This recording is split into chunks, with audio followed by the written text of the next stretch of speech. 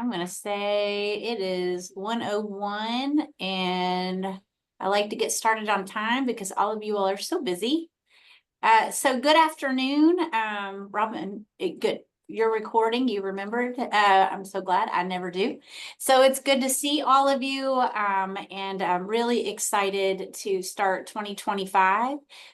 Today, I'm going to let the Lieutenant Governor say a few words to get us started, just to welcome the group. And oh, she's still, we had her. It's kicked her off a few times, I think.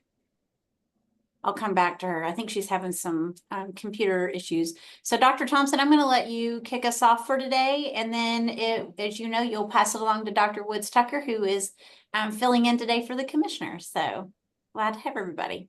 Sounds good. And if somehow Lieutenant Governor jumps in, I'll let her take my place and I'll come back. How about that? Perfect. Good to see everybody. What a beginning of the year. Cold, snow, all kinds of stuff. General Assembly has gavelled in. I mean, we are in the process of starting 25 with a bang, no doubt about it. And I just want to take a minute just to say, and Amanda, I want to thank you in particular as I say this. We're starting our 5th year of the CEC. We're starting our 5th year of this P20 Council that has been recognized nationally over and over again as the best in the country. We're starting our 5th year of actually having successes we're going to brag a little bit about today, and I think Amanda and the group will talk to us more about that later on. But more than anything else, I think of this as a community that's coming together to look at what's good for the students in Kentucky. And I'm proud to be a part of this group doing that. A couple other items I will say that I really like about this group. We were very focused on where we needed to go when we started this. And that focus was to develop and execute a specific plan to activate the biggest levers for increasing successful student transitions into post-secondary. Some of the things we already know about, obviously, for the last 10 years or for 10 years straight, we were going down by 2 percentage points as much each year in our college going rate. And that was not boding well for Kentucky. And whether or not this CEC has any direct causation, we're going to take some correlation by saying this past year we ticked up 2 points. So we're hopefully turning the corner and going in the direction we need to. We just got some news for post-secondary that says that we're number 2 in the country in college completions, and a lot more. I mean, looks like our enrollment is going to be up once again at record levels by comparison to other places in the country. So much of this, I have to tell you, is exactly what it means to bring communities together to focus on those things that we need to focus on. A couple of points I will make before I turn it over to Dr. Woods Tucker that I think it's important to talk about is that although we made a lot of gains and we have a lot of champions such as yourselves here, and we have the right people around the table, people that care about post-secondary, people that care about K-12, but people that care about students. We have policymakers. We have the people that can do more than just talk. And so the idea of us being focused and putting together recommendations that we're going to be talking about later on from these work groups are items that I hope that you all have had experiences coming to fruition. Once again, we've been recognized as not just been a P20 council that talks, but a P20 council that does. And so that, once again, Amanda, I want to thank you and your team for the kind of work you've been able to pull together. The dashboard we'll talk about, as well know, futurity, all these key pieces that other states really don't have yet, we are wanting to take advantage more. So to my understanding that the commissioner couldn't be with us today, but we have Dr. Thomas Wood Tucker, and we appreciate you being here, sir. And I got a few more things to say, Amanda, but if I have time, I'll say it later on. But to get us started, I'm going to ask you Dr. Woods Tucker to jump in and give us some welcome. Thank you, sir. Thank you, Dr. Thompson. It's always a pleasure to be with you and to be with the great people here at this meeting. I've been requested to share a few updates from KDE, and I'm also happy to share that Dr. Brewer, Meredith Brewer, the Associate Commissioner of Education, Licensure, and Effectiveness, will be sharing her initiatives, some things that are happening in her office to increase the recruitment and retention of educators. And by the way, Dr. Brewer is a little under the weather, but she's soldiering on. And so we're very happy to have her here to give an update. So I'll go ahead now and give a few updates on behalf of the commissioner and our colleagues at the Kentucky Department of Education. First thing is that the Kentucky Department of Education is conducting education cooperative visits to offer district training on the Support Education Excellence in Kentucky, that's SEEK, funding program, and to tackle the main challenges associated with SEEK funding. That's a big lift, as you all know, but we're just so happy that our commissioner and folks in the Office of Finance and Operations are willing to go around the Commonwealth, around the state, to help folks better understand SEEK. Now, our aim is to improve outreach by partnering with our cooperatives to deliver training sessions for superintendents and finance officers. We will conduct a 3-hour workshop that will feature a presentation by our representatives, as I mentioned, and also there will be an opportunity for folks to ask questions. Details, including the full schedule, are available on the Kentucky Department of Education website. Then also, we're going to ask you to join our commissioner. He's busy. He's throughout the Commonwealth now, not only helping out with the SEEK Roadshow, but also with accountability. Commissioner Fletcher and the Kentucky United We Learn Council I want you to join us for a series of community conversations that will help shape the future of education in the Commonwealth, including a review of the current assessment and accountability system framework. We're at framework number 2.0 right now. And so we want to hear from you and get your input. And then you can find that schedule as well on the Kentucky Department of Education's website. Next thing I want to mention is that the 2024 State of Computer Science Education Report shows that Kentucky continues to make progress in bringing computer science opportunities to students and ensuring all students have the chance to participate in these courses. We're hearing a lot about computer science and AI, and we're really proud of the progress that we're making here. The report was released by code.org, the Computer Science Teachers Association, and the Expanding Computing Education Pathway Alliance. And this report offers a deep dive into the state of computer science education nationwide by providing a detailed analysis of policy developments, implementation, and student access at the national and state levels, focusing to ensure equitable access for all students. And as you know, the Commonwealth, the Kentucky Department of Education, pays for all advanced placement computer science tests. So that's something we brag about across the country, Dr. Thompson and other folks. Also, now you're going to hear more about this from Dr. Brewer. I don't want to steal any of her thunder.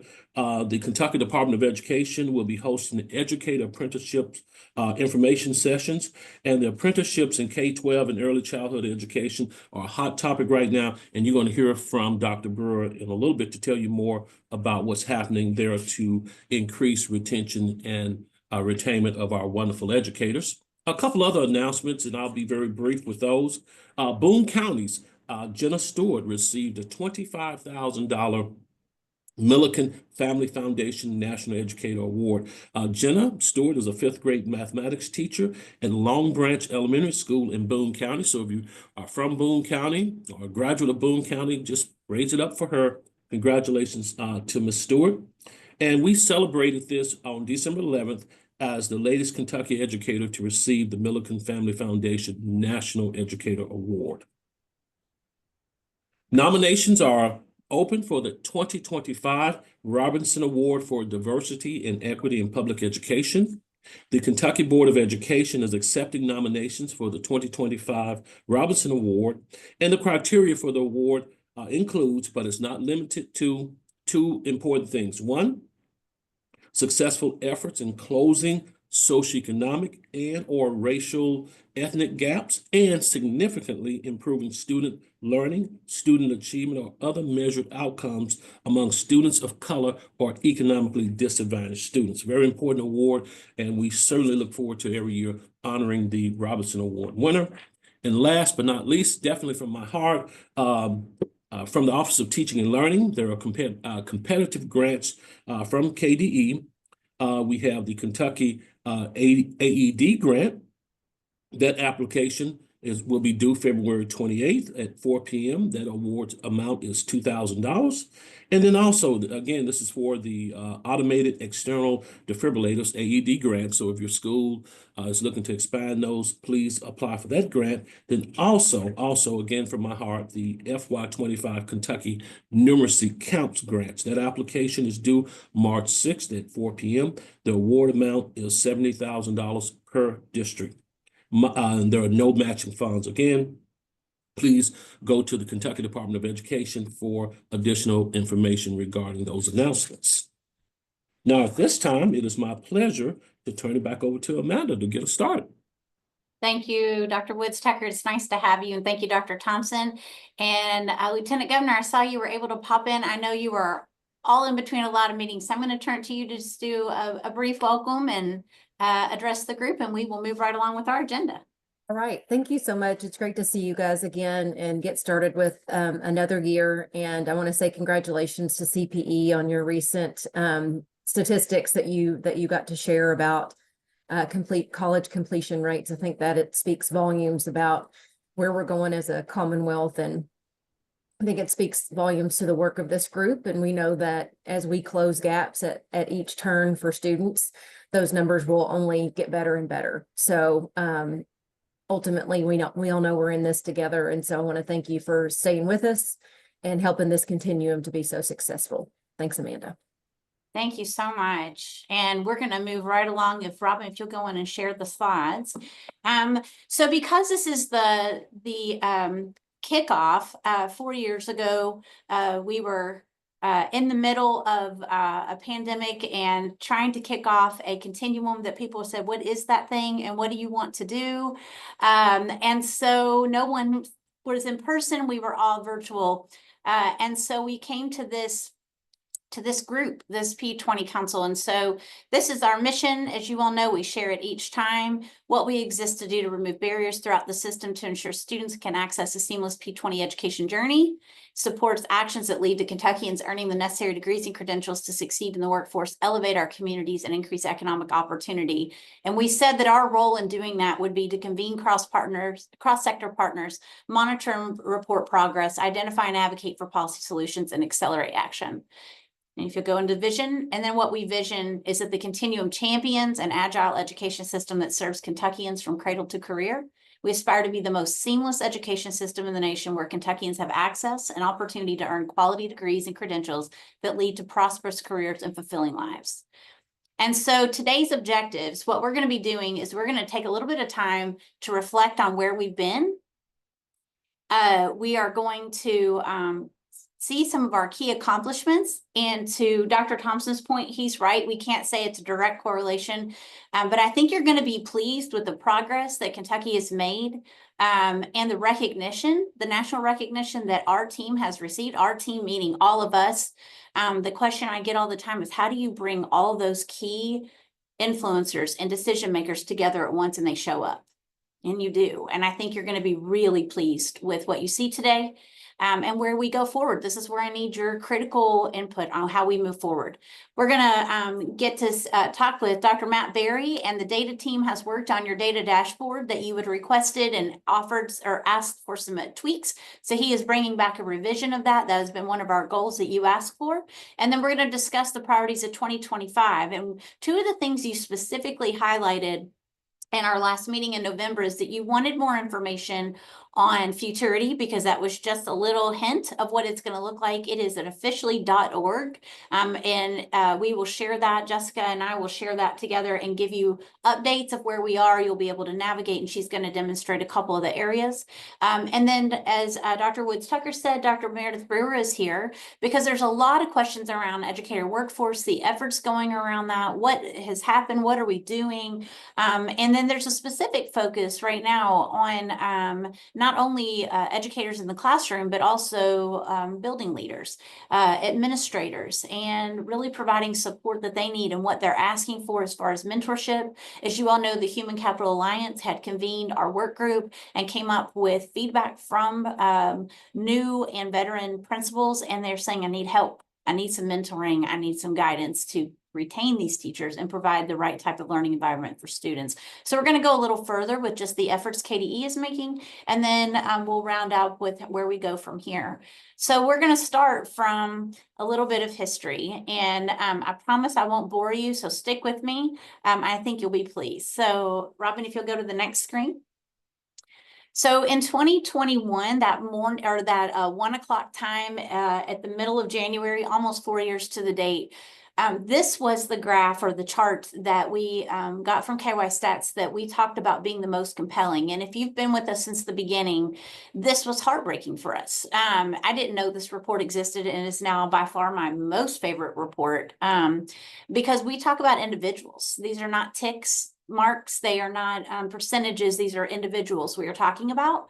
And we're also talking about their median salary. And so we looked at this as the compelling reasons of what we need to dig into. And to jog your memory a little, we talked about how are we going to eat this elephant? We can't eat it at once. When we talk about a P20 council, where do we start? Where do you want to go? And we showed this, and a resounding focus was, we've got to focus on the transition into post-secondary. Post-secondary meaning whatever further training, credential earning, degree earning that students need as they become adults and can feed their families, can be economically mobile, can survive, can upskill. And so when we looked at this, we were really concerned about the students who had some college and why they didn't matriculate, and how do we increase matriculation right out of high school. We talked about FAFSA completion. We talked about dual credit. We talked about the effectiveness of teachers, and we talked about completers. And that's where we started from. And that's why I wanted to bring you back to this, because I want to remind you of where we started. We started talking 2020. 2021 is when we kicked this off, and this is what we started with. So I'm going to show you where we've headed as a state. So these are slides that we got from CPE, but KY Stats has even more extensive data. You could dive in and do this all day long. So I'm just hitting highlights. But I want you to see when we were in the midst of this, we were in that 2021 year. We had already started the COVID issue, and we're in the midst of it, and had convened. And as you can see, we have shown great gains. We have a long way to go, as Dr. Thompson has said, but for degrees and credentials awarded, you can see that number's gone up. And I'm just going to show you snapshots, and I'll send this to you, I promise. We started talking about financial aid and awareness, and really getting the FAFSA completed, the CAP increase, the KTG increase, with our General Assembly being highly supportive, increase in dual credit, which is less class time. You started to see that we have unmet financial needs start to drop. And we're really grateful for that. That's moving in the right direction. I know Dr. Thompson and CPE and the campuses have worked really hard for that, but collectively as a state, that has been an issue, a huge barrier, and we're seeing that number go down.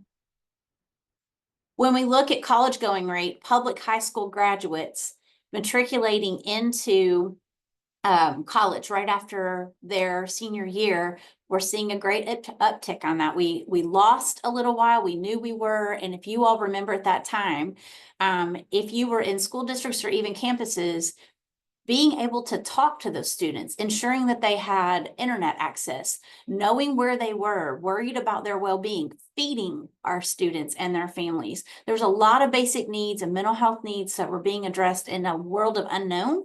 But we stuck together. And as Dr. Thompson read before, the objective you all had was to identify the greatest levers of change for our students. And so we're starting to see the uptick on that. We took a dip, which we knew that would happen, and we're starting to see it climb back up. When we look at undergraduate enrollment all the way till this past fall, this is encouraging. Again, we still have a lot of work to do. We still have about 50% of our high school grads that still need to matriculate into some post-secondary option or pursue something they're not pursuing. Some are not going into the workforce directly. Some are not going into the military, and they are there. So we have work to do. But as we see that uptick, there's been a real collective effort in Kentucky around the importance of this, not about just going to school, but about pursuing the training and the education you need to acquire those career goals, to be something, to do something, and be able to contribute. So there's that. This is our 2-year fall enrollment. The last one was 4-year. This is our 2-year, and another incredible rate of change. Very exciting. And this includes adults too. And so a lot of you had said before, what about adults? There's been a real effort around our adults coming back, completing or starting from the very beginning of pursuing a post-secondary credential or degree. So we're seeing great upticks there. We talk a lot about dual credit. We invest a lot into dual credit. And I think this is super exciting to see. And I really attribute so much of this to the scholarship opportunities, removing that financial barrier, Kia being able to juggle all the balls with all the ways to handle the finances for those thousands of students, but ultimately is really opening doors of opportunity, worthiness, awareness, financial support, all kinds of benefits that we are so grateful for. And we always ask, are we seeing gains? We are seeing gains, and it continues to grow, and we're so grateful for that as well. And then here's the most recent, unless Matt and Jessica correct me, but I think this is the most recent life outcomes for the Kentucky Public High School graduates. And what I did not pull together fast enough was the changes. Are we seeing positive change? And we actually are. I don't have the exact numbers, and forgive me, I'll put that in the follow-up email, but we are seeing increased earned bachelor's degrees and higher. We have seen increased associate degrees. We have seen an increase in certificates. It may not be a huge jump. It may be a small gain.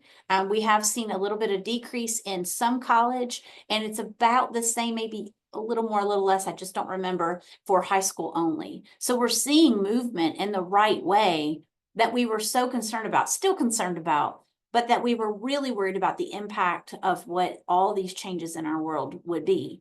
And I really, again, attribute this to the collective effort and belief in the system and in our education system, and ultimately in our students, to really give them the access and the opportunity, regardless of the environment, regardless of all the challenges. And so we're seeing the gains. Slow and steady wins the race. So the question for me is, what did we contribute besides, hopefully we did something. So I want to give you just a few quick numbers, and this is going to go into a report that's going to be our past 4 years, so you can see this in writing. But it's just a quick snapshot of what we have accomplished together in the last 4 years. And what you see on the screen is the ESG's publication for the renewed promise of P20 councils. Kentucky is featured in that. We have the resolution that KBE and the CPE, those boards signed on, saying we support this. We want this. We have member spotlights. We really try to be present on social media. We had our legislative reception to share our impact and work together. And those are just snippets. So here's a quick overview to give you an idea of what we've accomplished.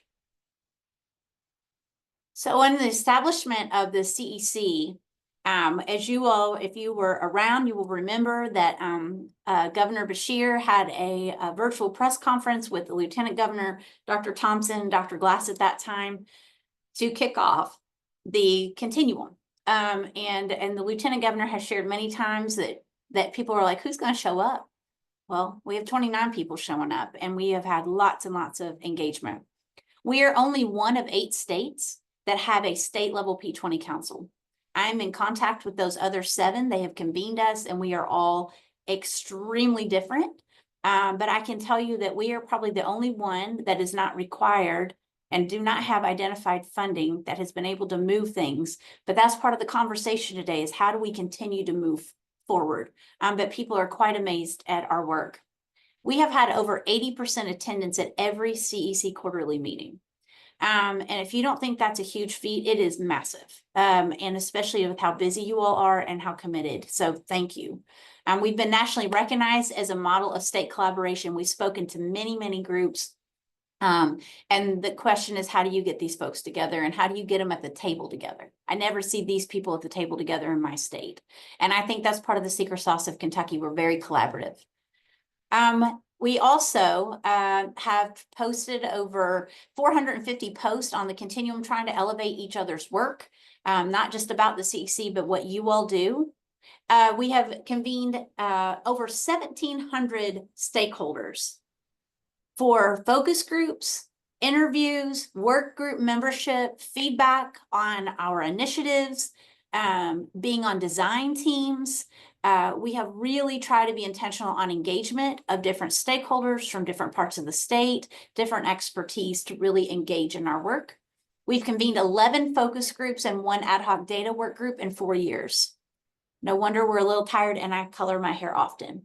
19 of our 28 members participated in an internal evaluation for us to identify ways that we can continuously improve, and we have acted on a lot of those recommendations.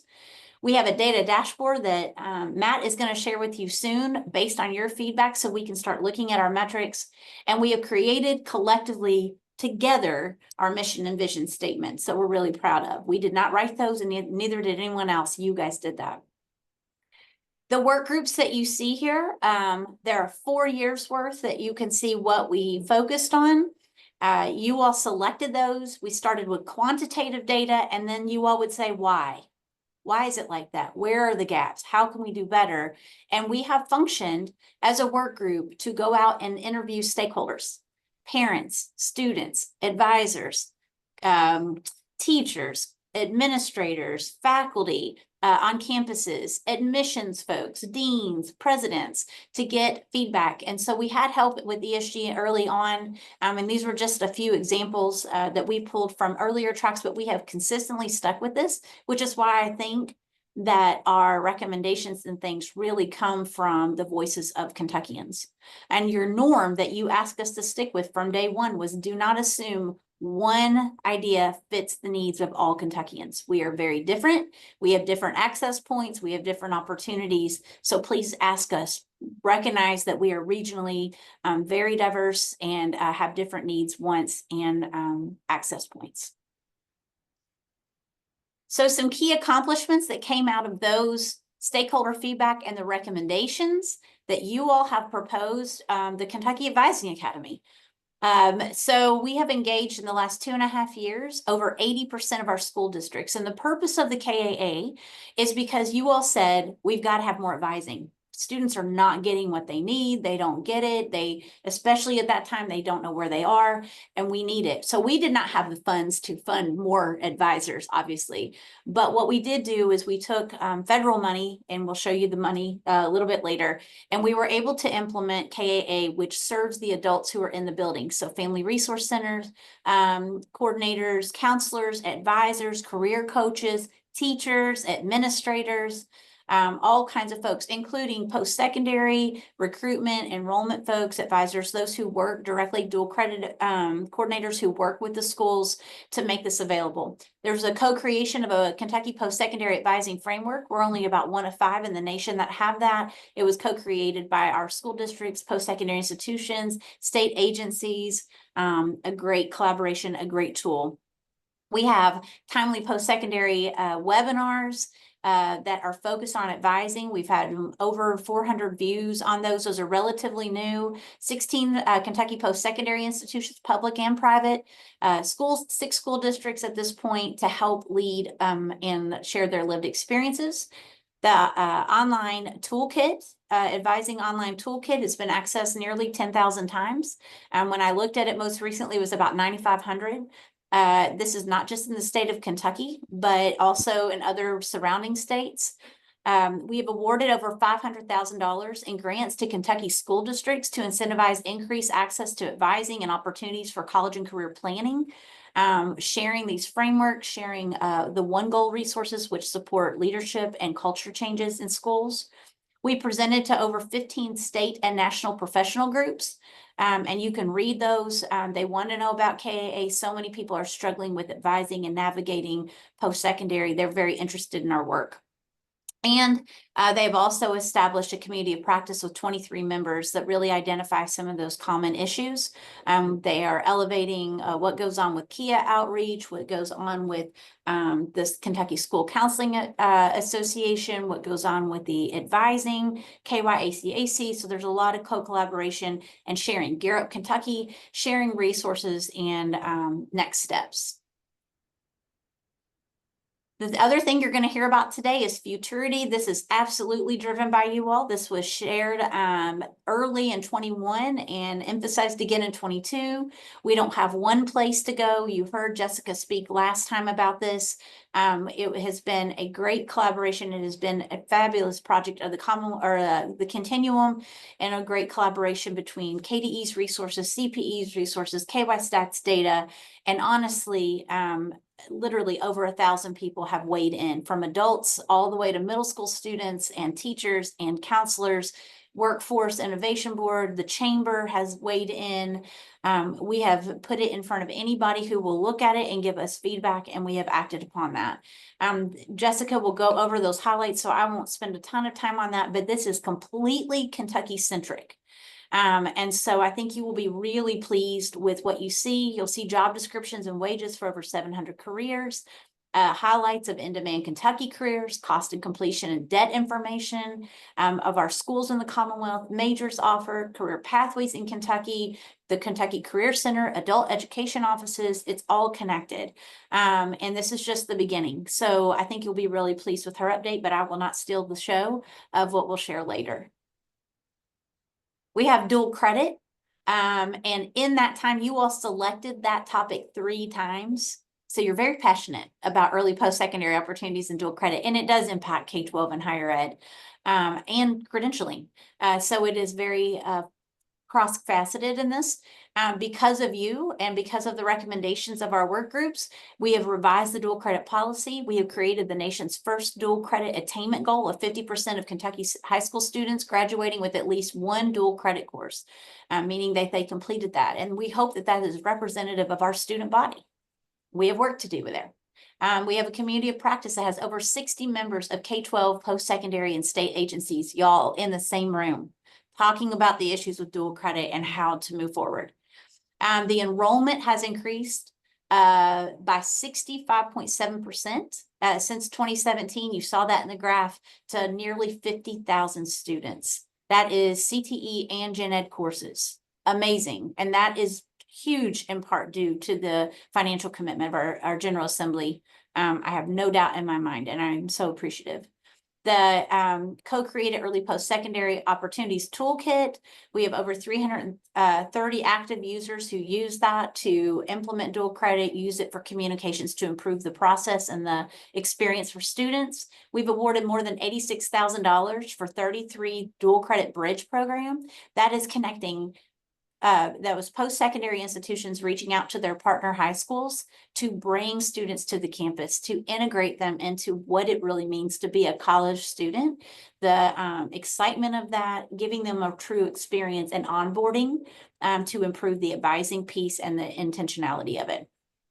As I said, the General Assembly not only gave more money, but they expanded in their budget language 2 to 4 general education classes that would be covered by the dual credit scholarship and 10 CTE classes. And again, KIA has handled that with such finesse and had rolled with these changes and have done a phenomenal job. We are so grateful. And Joe Carroll, actually, we took this from your presentation that you would share before. They had dispersed $12.3 million for general ed and $8.12 million for work ready dual credit scholarships. So you can see the appropriation is over 13 million in lottery funds. That's a huge commitment to our education and these opportunities that we know make an impact. And then the professional development, we have been able to share the work, especially the attainment goal and the work we've done with over, again, 1,000 people from Hawaii. Truly, we did not get to go. I wish it was virtual, but KYACAC, Principals Advisory Council, anybody we can get in front of to really educate and enhance these opportunities. And then we have the FAFSA completion, and this is only a snippet, and this was already well underway. But any way that we could help support and elevate this opportunity, we absolutely wanted to support Kia in this because it is a statewide initiative that needs to be supported statewide. And so they heard the recommendation around pulling together a statewide partnership team focused on expansion, and they did that, and we are so grateful. They shared their web-based resources, their face-to-face support, their training opportunities have been open. Our KAA and Kia outreach have worked together. They've shared materials. They attend each other's training sessions. Gear Up Kentucky and Kia collaborated on a television commercial. It's been aired over 137,000 times, and it is continuing to be aired, and it's all about FAFSA. And so we use Representative Tipton's post, his Facebook post. This is all it takes. It literally takes all of us just helping to push this message, to encourage people not to give up, don't feel intimidated, the importance of this and what money is available to Kentuckians. So we wanted to elevate that because that's what it takes, is all of us communicating and supporting each other. And then our summer bridge, we had funding, ESSER funding to do that. And again, we had evaluations done. That's how we know about the persistence rate. But I want you to note, and if there's anything we could ever get funding for that we know makes a difference, it is summer bridge. All day, every day. We had over 1,200 students participate. That's just in the first 2 years. That does not count last year in 23, or even the little bit we had in 24. So this is only the first 2 years. So it's not even the full participation. What we know is over half had higher fall-to-fall persistence rates. KCTCS, 12 of their 17 programs had higher fall-to-fall persistence, higher persistence rate for academically underprepared, low-income students, underrepresented minority students. We had achieved over 85% persistence for summer bridge participation during at least 1 year. And I love this last one, is it helps bring in an additional $315,000 in tuition dollars in students' second year alone. The return on investment is likely to even greater as students continue to persist and earn their degrees. This was public and private, 2-year and 4-year institutions who benefited from these summer bridge programs. I cannot tell you the impact and the stories that we heard would change your life, and it's changed theirs. And so some of our schools have been able to continue those, and I cannot tell you how many emails actually this week I have received asking if we have any more funds just to even help support training their near peers, which means their student peer mentors. They are looking for anything to get help because they believe in this program. They see their most vulnerable populations that tend not to stick with it or show up are thriving because they had a little bit of a leg up to get acclimated, to figure out how to belong, to be prepared as they start their classes and feel like that they are worthy to be on that campus. And I am very grateful for that. And then we have the educator workforce. And so I will not steal anything. We try to go really brief on this, Meredith, so we're not stealing your thunder. This group has been very laser-like focused also on the need for a strong educator workforce, not only in recruitment, but retention. That is not just teachers, but also our leaders. There's been a real concern of our leaders knowing how to support them and how they can create an environment to recruit and retain their teachers and provide the best learning environment. One of the things we're really proud of is, this seems really simple, but I'm so grateful for Corinne being on the EPSB, for Justin Mitchell being on the EPSB, obviously being our chair, that this was a recommendation from 21 when Corinne and Lieutenant Governor led this work group.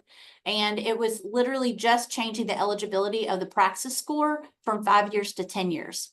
That opened the door for so many potential teachers who wanted to come back into the field, and they just hadn't started right away, or maybe they had children or whatever. Some of them were writing waivers. And if you didn't know how to write a waiver, you didn't get to do it. And so they said, I'm not taking praxis again.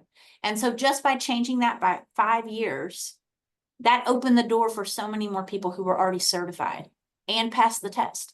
Sounds like a small thing, but it was a big thing for many people. And I'm grateful for EPSB changing that. They were very adamant about making that change right away. The University of Louisville offers an incredible C4 summer bridge program. They are maintaining that. And it is for the specific recruitment supporting of aspiring educators. They had a 97% retention rate.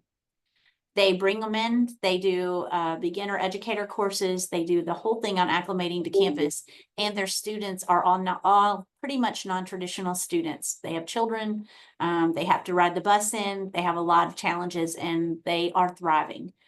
And then the last thing is this past month, or 2 months ago, we have the educator workforce work group that completed that analysis of principal supports. And I think this is something that we're really proud of. It's something that went a little different than we expected, but it is absolutely important. And if you've ever worked in a school or any business, you know, leadership is key. It has told us that with the TEL survey. It says the same thing with the impact survey. And it's really important that we get that right. And so really excited about that and to be able to pursue some opportunities. So with that, I will, oh yeah, we're not done. I'm sorry, almost. The coordination, and just if anybody's wondering, especially if some of you who are new, it is coordinated by Robin and I. That CPE, it is not only a CPE initiative, it is collective, but Dr. Thompson has invested time and money and people into this for that collaboration and the commitment that I'm very grateful for, that we get the opportunity to do it. If you're wondering where the money came from, we've listed it. I didn't go into all the numbers, and I'm happy to do so because all that clearly is very public. But we have to operate. We have CPE general funds, and we had ESSER dollars. So the elementary and secondary school emergency relief that was given to us by KDE. We had listed items that all pertain to the CEC recommendations to execute these ideas into action. Initially, they had awarded us $10 million, and we used nearly every bit of it except for the last maybe a couple $100,000, and we weren't able to finish that out, but we used as much as we could. And so anytime where you see ESSER, that is because of KDE. With gear, that was provided by the governor and lieutenant governor when they had additional funds. We asked for that to support KAA, to support dual credit support, to also support Summer Bridge, to put efforts into retaining our students so we didn't lose them, and to support them. And we absolutely poured every penny into those initiatives. You will see that the FAFSA, Kia, they got their grant from the Federal Educational Credit Management Corporation, and Joe Carroll and Kim, if that is wrong, please correct us, but I think it was the ECMC grant that you all were awarded to do all the extra FAFSA efforts. So that was grant funded. And then also, in addition to that, we also had the College and High School Alliance grant that was a small grant that supported dual credit. Futurity is ESSER for the development, but CPE is maintaining right now. And then we did get a small grant from Nash to help with the marketing. And so with that, I will stop talking. I want to turn it to you. And actually, Robin, those are not the newest questions. So actually, you can just take that down if you want. I took a few questions off there in lieu of time. But I'd like to get your initial feedback on that, thoughts, ideas, what stood out to you. I just really like your reaction to that. And open the floor to you. We either in chat or unmute. Yeah. Amanda, this is Jacqueline. Can you Yes. please share that with the group? Because I would love to highlight those pieces of success that we've seen. Absolutely. And so that would be helpful. Okay. Absolutely. Would be happy to do that. Amanda, thanks for allowing these folks to jump in and talk. I guess I just want to say a couple of things from a guy who's been around for a while. This is something unique that we're doing, and we're successful. Fairly often we spend money and time on things that are not. And I hope all of us in our leadership role recognizes that and don't get bogged down with things that don't matter and really spend some time on things that matter. When I look at things like bridge programming, the amount of dollars put into that and return on investment, huge. When I look at dual credit, the amount of dollars put in and return on investment is huge. So money spent like that has to be recognized. But more than anything else, the idea and the reason why I became dedicated to this process and really took a significant portion of my budget to put toward this, even when people say, well, Aaron, why are you doing that? You're post-secondary. Well, this is post-secondary. in the way that I see it. So I would hope that we can have conversations along the lines. I love Futurity is a good example of something that is so cutting edge and is so beneficial for our citizens and students in Kentucky. I hope we're able to take this bully pulpit, and thank you, Lieutenant Governor, for even recognizing and highlighting and wanting to highlight. But we've got to really think about exactly how we put this to capacity and in the threads of the state. Other people know that we're doing something special, and I know we know too. I hope we can really build a critical mass of people that just don't see. I mean, this may or may not be sexy to people. I don't know. But when we're talking about the impact on students that may have never been impacted enough to go on and do further things in their lives and their children's lives, I hope we're able to take this truly and look at some of the successes and now talk about how we build on that. And Representative Tipton, I hope, I know you're here and recognize some of these things, but I mean, these are the sorts of things we need to be asking for money for to continue doing that. We've already given proof. It's not a guess. It's not anything that doesn't go toward the heart of what we say that we want to do in Kentucky. So that's my little speech after seeing this. I've obviously seen it before, but I just would hope that we're called to task now to do the next level good stuff.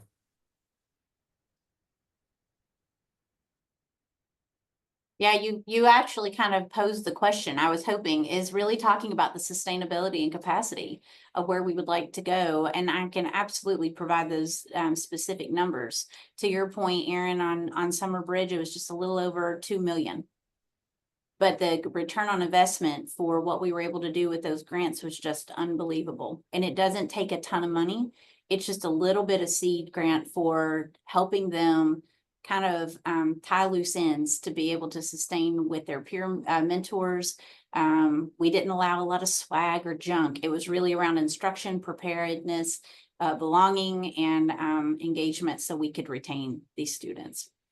So I'll turn it back. Amanda, this is Representative Tipton. I appreciate everybody being on the meeting today, taking the time to participate. Just a couple of words. I think it's important to acknowledge the successes that we've had, but we can't rest on our laurels. We have to stay the course because we're not there yet. We still have challenges. We have new challenges that are going to be coming on. I think Joe Carroll and Kim from Kia had conversations with them. We've been, you may not realize this, but the lottery funds did not fully pay for all the scholarships and grants in the last budget. We had to backfill that with about $18–20 million of general fund dollars. And there's concerns because of change in Pell eligibility that we could see a much larger deficit there. So that's a question we're going to have to address and be aware of is how do we structure these scholarship and grant programs for our students, or how can we best invest the dollars? Where can we get the best return for our investment to help them succeed? But I'm sure everybody saw the lawsuit that was filed yesterday by the Student Voice team. Member of the General Assembly, I don't take offense at that. I think it just opens the door for us an opportunity now to recognize that we have to take some bold actions. And we have to work together on this and work through the issues. So we're going to continue to stay the course. That's what we have to do. For those of you who may not be aware, House leadership made a decision on our committee structure. I've been chair of the Education Committee the last 2 years, but they decided to split that committee into 2 separate committees. We have a committee on primary and secondary education. It's going to be chaired by Representative Scott Lewis. And we also have a committee on post-secondary education. And Dr. Thompson, you're stuck with me because I'm chairing that committee now. So anyway, just trying to emphasize both those important aspects of it, but we're going to continue to work together. Representative Tipton, I'd rather think as that you're stuck with me. I think I get the better end of that deal. And we will absolutely invite Representative Lewis to join us. Definitely, Representative Tipton, since there was an addition onto that to that committee for sure. We want that representation as well. Any other feedback?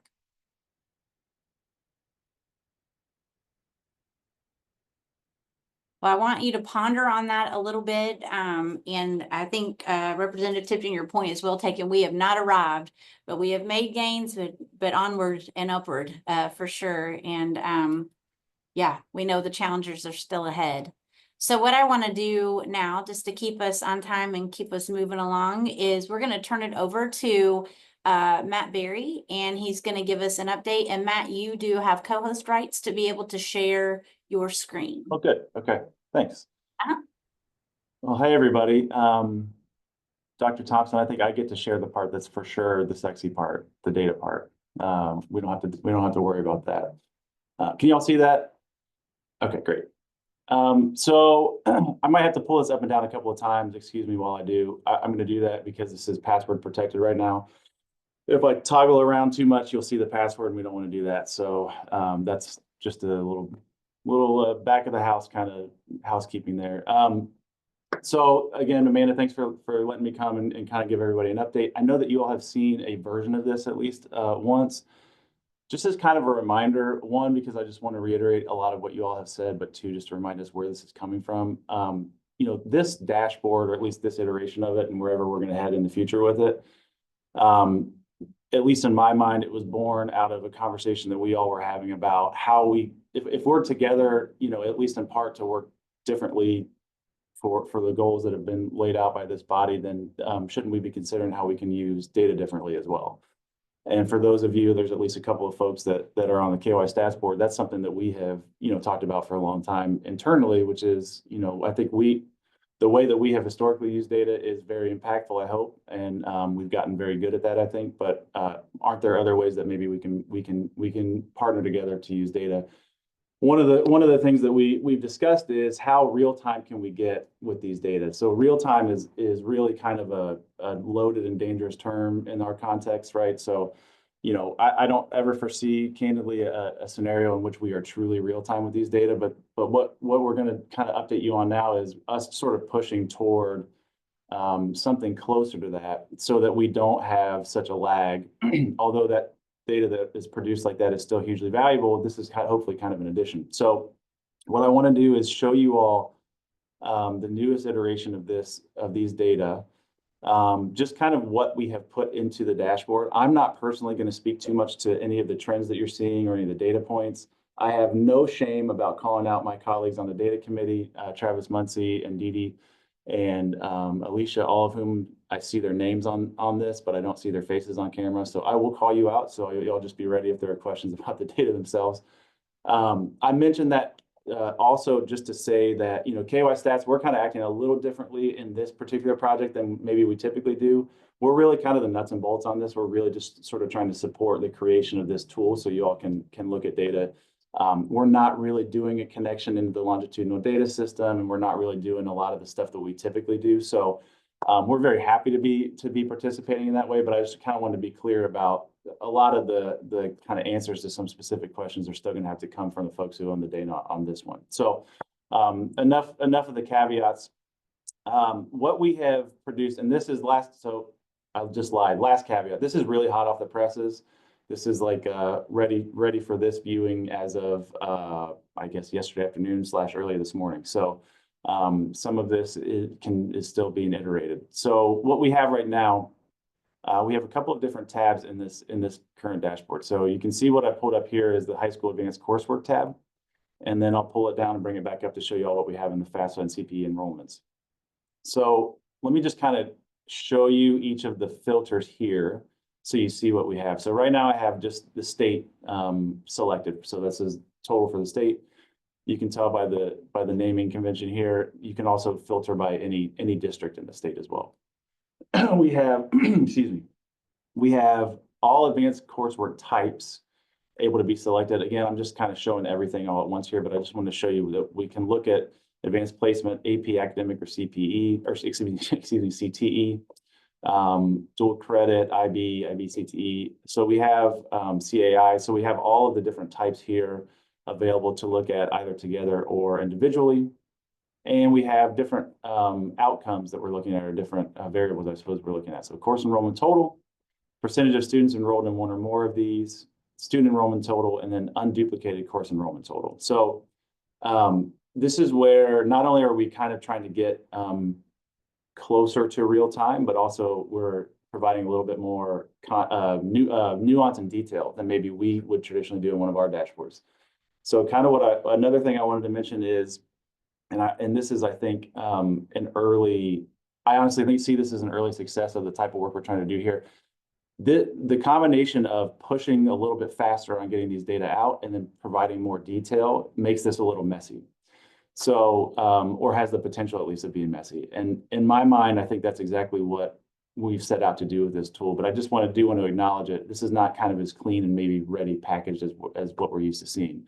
But it hopefully provides some really good and different types of insight. And then the final here is grade level, and you can see it's pretty obvious what that would include. I'm not gonna pick on any county on purpose other than it's just first on the list here. I just wanted to look at the bottom graphs here that we have. So I've just pulled up Adair County literally only because it's first, not to pick on them. But you can see that we can filter then and see over time across academic years. 2015 looks like our first year on the graph, but 16 looks like our first year data. And then 23 is our most recent year of data, at least in that data set that we have right now. And then we can filter by several different types of demographics here. So this again is at the district level. So you can see race and ethnicity. We've got a gender or sex selection here, special education, paid lunch, and then we have the total here, which is what I've displayed here. Paid lunch or free and reduced price lunch, I should mention. So we've got sort of what you might be used to seeing on our KY Stats dashboards in terms of demographics as well. So let me do this. This might feel a little clunky, but let me kind of pull this one down for a second and pause so I don't display that password. And then Amanda, is it okay if I just kind of open it to questions while I'm pulling up the next? Yes, please. Okay, great. So let me pull this down and pause for a second, assuming I can figure out how to do that. So does anybody have any questions or comments about other things that they would like to see?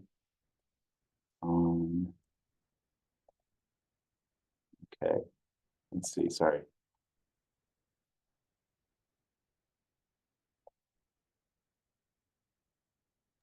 So Matt, just to reiterate, just when it hits January, the reason that the numbers are all down is because a lot of kids probably aren't enrolled and it's not up to date on like for second semester for courses. Is that right? I think that's what we talked about before.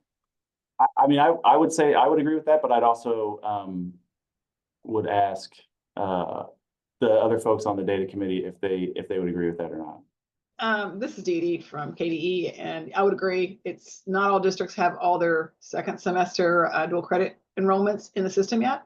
So you're seeing some, I think if you see those numbers in February, they'll look very different. Dee Dee, anything to do with things like, I'm just spitballing here, anything maybe in home schooling? I know we count that somehow. Anything to do with anything pipeline related, do you think? Not that's coming to mind, Dr. Thompson. I don't think so. I think it's more along the lines of just how this data gets put in Infinite Campus, and districts have some differences in how and when they put the data in, and I think we see some anomalies in the data because of that. So when is the best month to look at this then? By the February, all the students that are going to be enrolled dual credit are enrolled. That's why I said next month the numbers will look better than they do now. I think you're seeing a lot of districts that go ahead and have all those students enrolled. They're in there. Others, have chosen not to do that for whatever reason. They're waiting to make sure they were successful the first semester or something in that case before they actually enter that information into Infinite Campus. Right. Dee Dee, are we unique in the fact that we have so many year-long courses, or is that something that happens across the Commonwealth? I'm not 100% sure, Jenny, on that. I think that there's a lot of colleges that do have semester-long courses, and that's where you're seeing the differences. Is that second semester course hasn't been entered.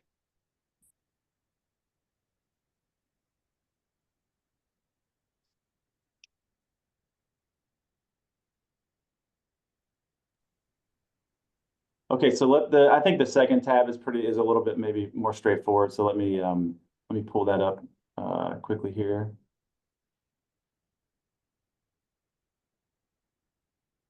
Okay. So we have FAFSA and CPE enrollments. I will say that our enrollments, the enrollments just in the files that we have right now have not been updated. That should be done pretty soon. So just to let you all know that that has not, like, the actual data have not changed, just in case that sticks out to you. But just in terms of structure and format, obviously we're open to any questions and comments. So the top portion here at the top table is our FAFSA as of December 31st, 2024. We're using the National FAFSA Tracker, so we can actually update that one relatively quickly. Right now we have annual counts.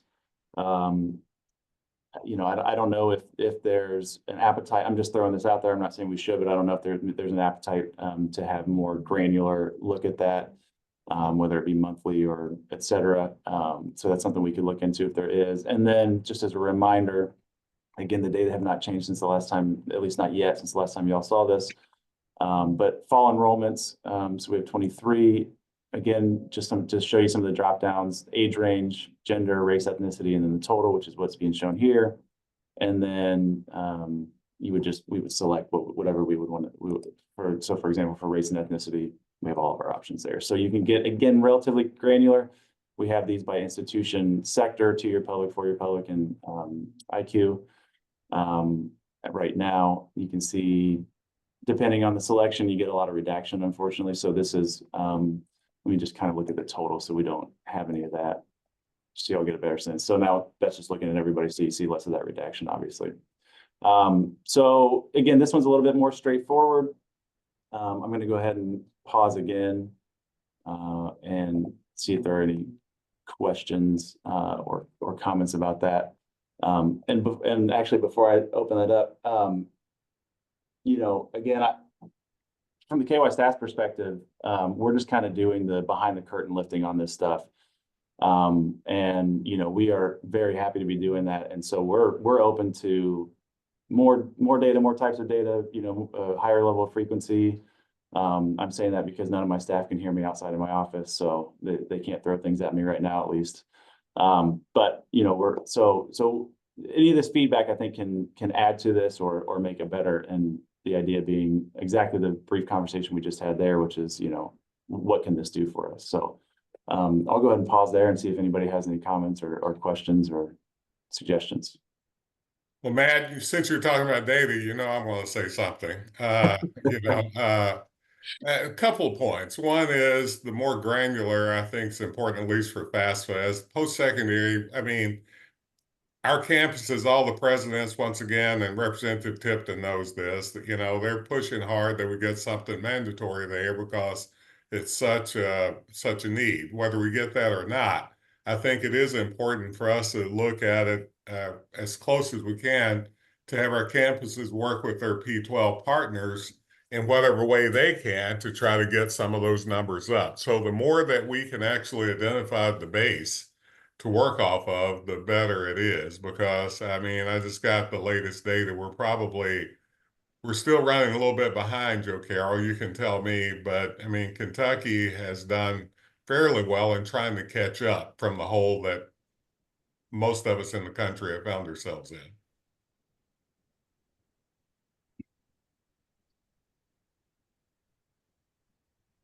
Yes, Dr. Thompson. I mean, I think that we're slowly but surely and have made better strides than in some other states. But yes, there's still some work to do. And we look at FAFSA data weekly here in the office based on you know, what's filed, and we get that data to process state grant applications. So we have a pretty good handle on where things are. And Matt, I'd love to be able to just push some of those out very forcefully to the campuses. Not like they can't get on and get it themselves. I get that. But, you know, I'd rather be proactive, if you will. So, and I do believe there's a lot of things we can do at post-secondary to work with our P12 partners to do some of this work. Not just in this area, but around dual credit and a variety of other things that we're going to be pushing, at least from my end, even better alignment, if you will, in dual credit that leads to a degree, and where we can increase, Jenny, more of dual credit. If Louisville offers, we'd like to see more of those students go to your institution, right? And that at least will help our students around affordability and a variety of other areas. Good data, by the way, Matt. Sorry, I should have said that first. Thank you. Any other questions for Matt or the data team? And, put in the chat or speak up if this is meeting your need of what you had in mind.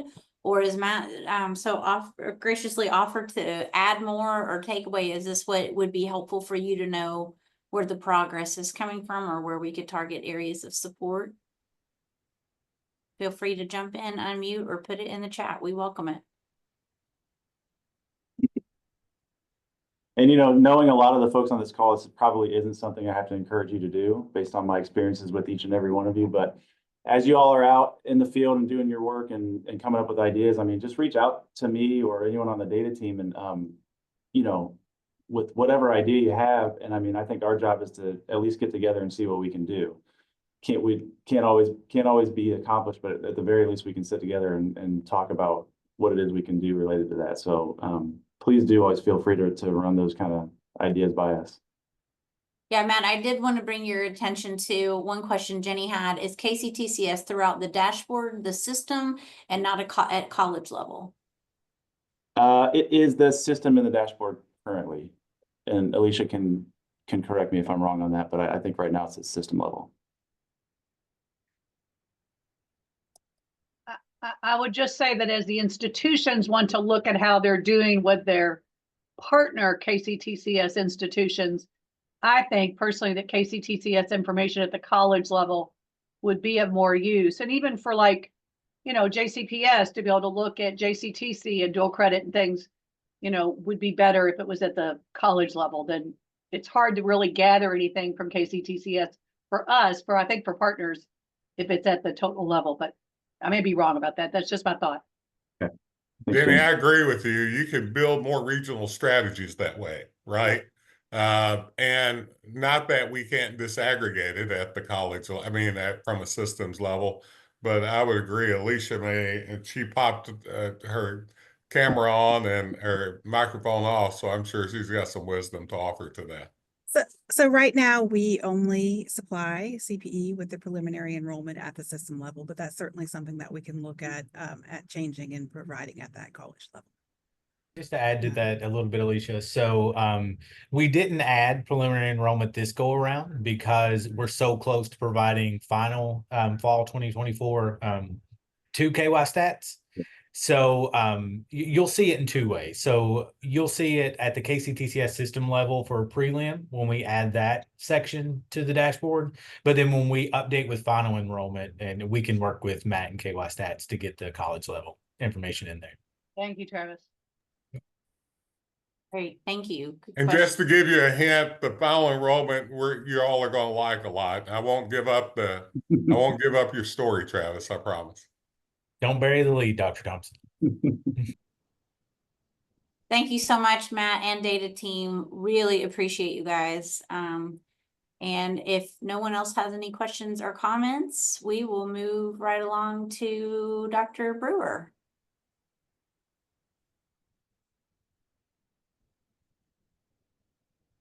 Amanda. Sure. Congratulations. I want to take the opportunity to say that as well. This is so exciting to hear. I'm glad I was able to join you all today so I could be part of the celebratory tone. So as Dr. Woods Tucker did mention, I am a little under the weather, so I'm usually a little more vibrant than I'm going to be today, but we're going to do our best.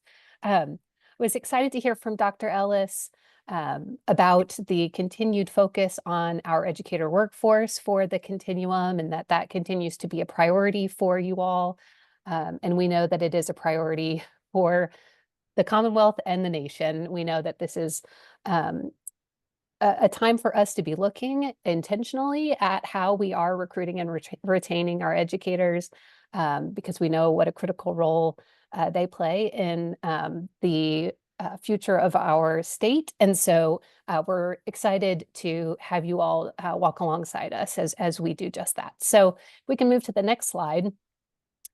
One thing that I wanted to sort of start out with before we kind of go through some of the particulars, I am somewhat new in my role at in OELE. I have been in the role since November 1st, but actually started at the department in that office, launching Go Teach KY in 2019.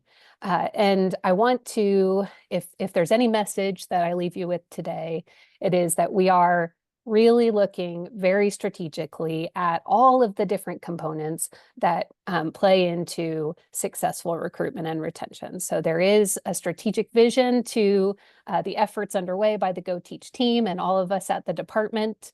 But we know that it is certainly something that we need all of us to be dedicated to investing our time, effort, and energy into, because we know that the problem is one that really does require everyone's attention. So today's slides will actually be grouped by these different sort of categories. We always talk about the teacher pipeline, starting from kind of that early entry, the preparation, induction into the field, and then professional growth, and then on into retirement.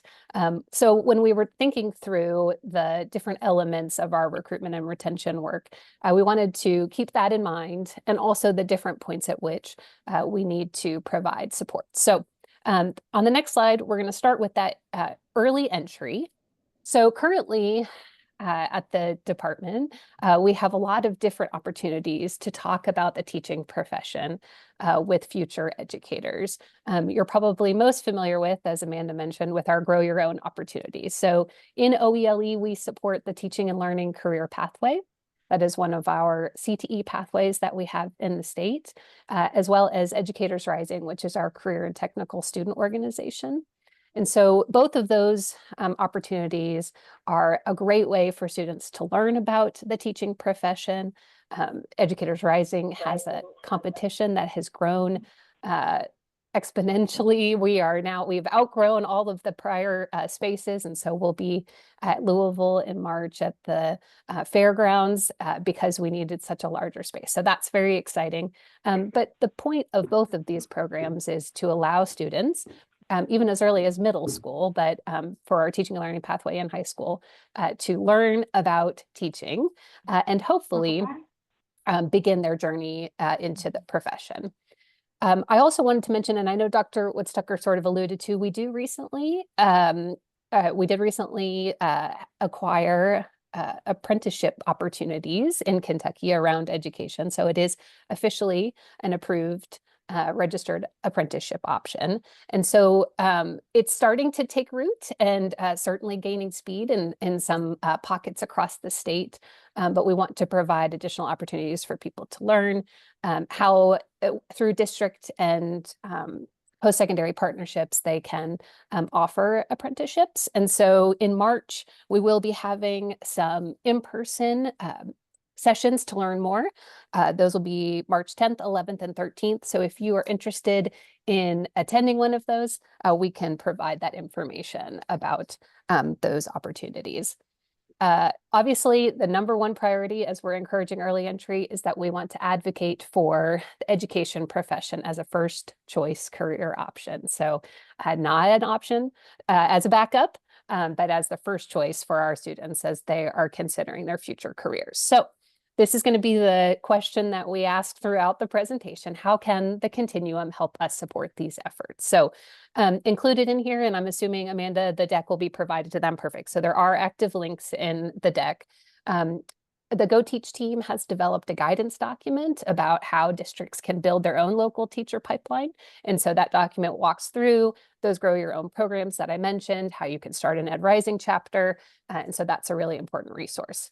We also have something on the Go Teach website called the School Counselor Toolkit, and it has a variety of resources around earning opportunities, around different professional growth opportunities within the teaching profession, a variety of different resources to sort of help school counselors think about, guidance counselors, how they might help students consider teaching as a career. As we said, having this be a first choice option does mean that for our students to have that presented to them as an option along with other careers that they may want to explore. Another way that you could help us is to volunteer for that Ed Rising conference. We are always looking for judges. We do have some regional events that happen throughout the year, but in March, we'll be having our statewide event. And if you are interested in judging, we would love to have you there. It is, as I said, a really well-attended event, full of excitement. So it is something worth considering. Finally, something that was actually recommended by a former Ed Rising student who is now pursuing her teaching certificate, and a Governor Scholar student as well, that we should advocate for teaching as a potential track within the Governor Scholars Program. It currently is not, but that is something that really would emphasize that our highest flyers should also consider becoming teachers as well. Next slide, please. So the next sort of part of this multifaceted look at the teaching profession is elevating the teaching profession. And so part of what we started with Go Teach was a social media campaign. We have Go Teach KY on a variety of different social media platforms where we really wanted to just celebrate teachers. And so you'll notice on our different social media platforms that continues since 2019, where we are celebrating teachers in the field. We're highlighting the good work that they're doing. And we're making sure that they are receiving recognition from the Go Teach KY team.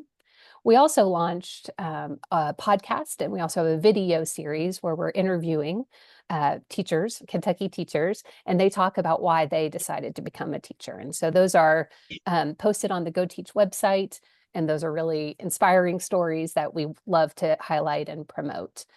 In addition to the existing elements that we have, this spring, the department will be supporting a Go Teach focused campaign. So you may have seen our chronic absenteeism campaign that launched. Similarly, Dr. Fletcher has committed to supporting a campaign around recruitment and retention. And so we are working to have the details of that pulled together. Hopefully we'll be able to secure some funding for similar promotional efforts like billboards and commercials. But again, we really want to be visible and providing access to different resources for those who may consider the teaching profession. As also an important thing to point out with Go Teach, we have the ambassador program. That was another one of our initial opportunities that we had when Go Teach launched in 2019. We really wanted to hear from teachers in the field. Unfortunately, sometimes teachers are our own worst recruiters, and so we wanted to flip that narrative and have teachers advocating for the profession and be out in spaces talking about why they love teaching, why it was a good career choice for them. And so each year we have a different team of Go Teach ambassadors who are selected, and their primary charge is to go and speak about the teaching profession. They go to career fairs, they go to different events across the state. Anyone who would like to can reach out to the ambassador coordinator and have an ambassador in their region come and talk about the profession. Just recently, OELE did acquire 2 of our teacher recognition programs that we have at the department. And so we are now the staff that supports the Teacher of the Year program and the Milken Educator Awards, which seems like a perfect fit. So any opportunity for us to celebrate teachers, we certainly want to take advantage of that. So again, the question is, how can you help us support these efforts? So please follow us on social media. Our handle tends to be Go Teach KY, so you should be able to find us on all the platforms. As I said, invite an ambassador to a speaking event. We'd love to have them have more visibility. You can also nominate an outstanding educator for one of these awards. The KTOY nominations have closed, but there is a process for you to nominate outstanding teachers as part of on our website that they then become featured in different promotional experiences. And so you can always nominate someone in your community that you think is doing an outstanding job in the classroom. And we also welcome any recommendations you have for campaign content as we're thinking about that recruitment and retention campaign this spring. Next slide, please. All right, the third element is engaging in actionable support. So we know that our educators need time bound and really intentional supports. And so part of what we offer to not only our schools and districts, but directly to educators is it's really important that they have the different supports that they need. So we have the Impact Kentucky Working Condition Survey. Previously, we had the TEL survey, which was a working condition survey. And we repurposed sort of some of the questions that were part of the TEL survey in collaboration with a new vendor, and created the Impact Kentucky survey that was fielded in 2020. And every 2 years, the department provides an opportunity for teachers to complete the working condition survey. So as part of that, though, I wanted to make sure that you were all aware that the Impact Kentucky website has a variety of resources on how to use that data. So we know that it's an opportunity for teachers, as has been historically the case, to provide feedback on their working conditions and a variety of different topics. But really, it is a snapshot from, that moment in time. However, we really need for districts and schools to look at the data and use it to be responsive to what their educators are sharing. It's not something that we're using in an evaluative way at the department level. It really is for schools and districts. It's a service we provide for them to hear from their teachers. So it's easy to maybe look at some of the data and want to scrutinize it because it can sometimes tell a story that is a little uncomfortable, but we know that it is an opportunity for our teachers to speak directly to leaders. And so we want to be responsive to that data. So on the website, there's several different modules and different resources available about how to use the data and how to provide different resources to educators.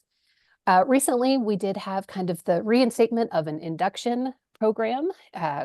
We used to have KTIP, now we have the Kentucky Educator Mentorship Program. Unfortunately, there wasn't any funding secured for the program, but there is now in statute an expectation that districts provide mentorship to teachers.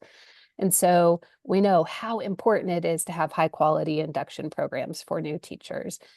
Those first 4 to 5 years are critical for the long-term investment of our educators into the profession. And so we know that having them have the appropriate supports is really important. So we know that districts are required to have these programs in place, but without funding, it's hard for them to be at the magnitude and with all of the different elements that we know would make them more successful. So one of the things that we'll be asking for is that you help advocate for funding for the mentorship program in the future. We also have in our office the Principal Partnership Project. And so I know that you guys had a focus on administrators this past year and may have heard directly from some of our Principal Partnership Project team members or those who have some affiliation with P3. But I wanted to make sure you were aware that this group, although small, we have 3 full-time staff members who focus on P3. I wanted to make sure that you were aware of. We lost the slides.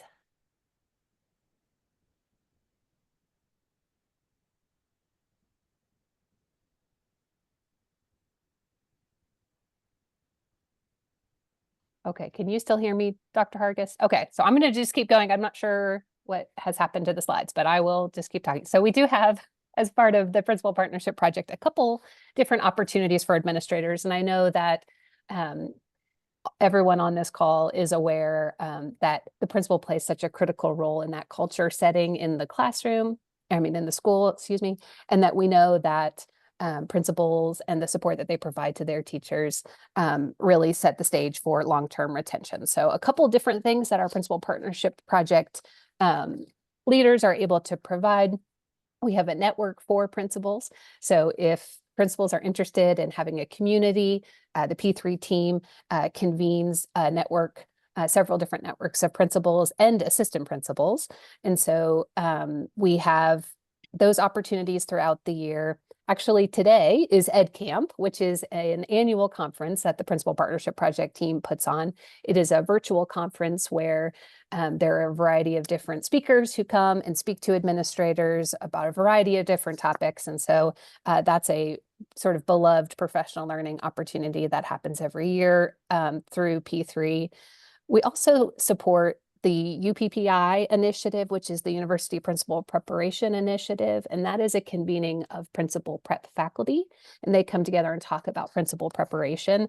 And that group is actually going to be doing a deep dive on principal preparation as it currently stands, and maybe some recommended changes to ensure that the preparation that's taking place with our principals is high quality and truly preparing them for that role as leader in a building.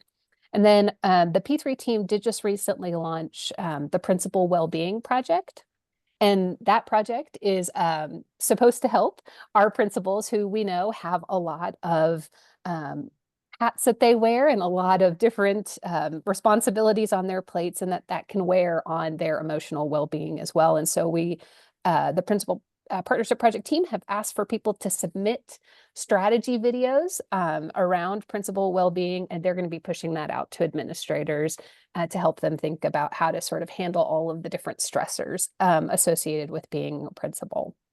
Additionally, we do have cognitive coaching. That is something that one of our P3 leaders is certified to be able to provide. So anyone who wants to go through cognitive coaching, they are able to do so with P3. Amanda, do we know if we're able to get the slide deck back up? Yes, we lost internet in our entire building, so I'm on a hotspot. Oh, okay. So I'm gonna share your screen. I'm really sorry, guys. Okay, let's see if we can. Well, that is exciting. Are you able to see your PowerPoint? I can, yep. Do I need to go back a slide? We do need to go back a slide or two, yep. So we're going to be on engage in actionable supports. So we're 2 more slides back. Let's see if I can get that to go. No, wrong way. Sorry, guys. No, you're fine. Employee or? No, we're at engage actionable supports. There we go. Yep. Okay. Perfect. Okay. All right. And then one thing that we have been exploring, less so for administrators, this would really be for all of our educators, is the exploration of a common application system. So that's something that we have talked about in the past, but we think would be a wonderful service for educators to have a single place that they would go to apply for potential positions. So we would like to see if that's something that we can secure in the future. So how can the Continuum help support these? Obviously, as I've mentioned now several times, help to advocate for funding, for mentorship and induction. We also would love to increase the compensation that cooperating teachers receive. I was really shocked to learn that our cooperating teachers, so those are the teachers that currently support student teachers. So we know that our educator preparation programs place student teachers in classrooms, and that is part of the training that they receive. Our cooperating teachers only receive $5 a day for that support. So they receive about $350 total for all of the work that they do as a cooperating teacher. So we would love to increase that to $1,000 for the year, which really barely scratches the surface for the amount of time it takes for them to provide that support to student teachers. So we would love to have additional funding for that support. And then, as I said, we have a variety of different resources that exist, including P3, as well as those professional learning modules on the Impact website. So if you could help push those out, we would appreciate it. Next slide, Amanda. All right, so the next focus area is employing strategies to certification. So we know we want to have more applications for certification, and we want to be able to support those who are interested in teaching and securing that required certificate. So Speaking of bearing the lead, I probably should have started with this because this is something that I am the most excited about, but we are currently working on updating the EPSB website. For any of you who have had the chance to visit the EPSB website, you know this is a long time coming. So it is something that has been needed, and it is certainly something we are excited about having accomplished, hopefully by the spring. So April 1st is the deadline we have set for ourselves to align with that campaign. So in addition to having the EPSB website updated and pulled over, we're going to be updating the Go Teach website as well. That will be the home of all things educator workforce, goteachky.com. And so on the KDE website, it will primarily have just things related to the Education Professional Standards Board, the membership, information about the meetings, and educator misconduct. Everything else will be on the Go Teach website. So hopefully that will help people find the answers to the things that they're looking for. I know that is frustrating right now when someone is trying to figure out how to get their certificate, to have to look through so many different outdated materials.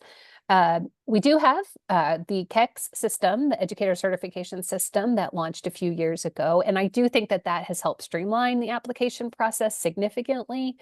So there have been lots of improvements, but we're excited about having the website help to support that. But on KEX, you're able to do all things around managing your certificate. So that's something I wanted to make sure you all were aware of. We do have 9 approved alternative pathways in the profession, and part of what our office supports is to help people understand those different pathways and try to discern if they have an interest in an alternative pathway, which one is best for them and which one would they qualify for.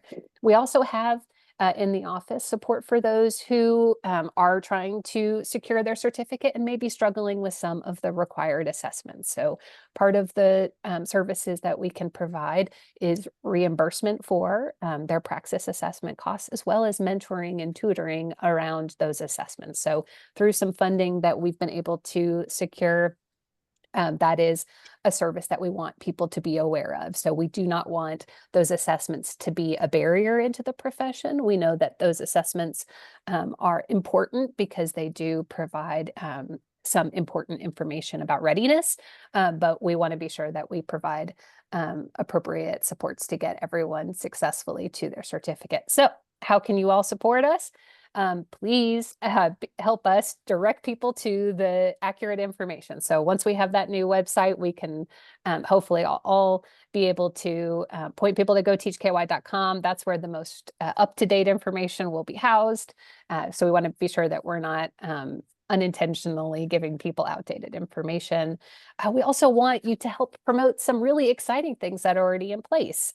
We have several KIA facilitated opportunities for financial support. There's the student teaching stipend that was secured through support from the General Assembly last year, and that is very exciting. So our student teachers do receive a stipend of $5,000, and we know that having to forego employment during that student teaching time is certainly burdensome. And so having that stipend is amazing. We also have different scholarships through KIA for individuals who are pursuing teaching. And so we would love your support to promote these opportunities that can make for a lower cost pathway into the profession.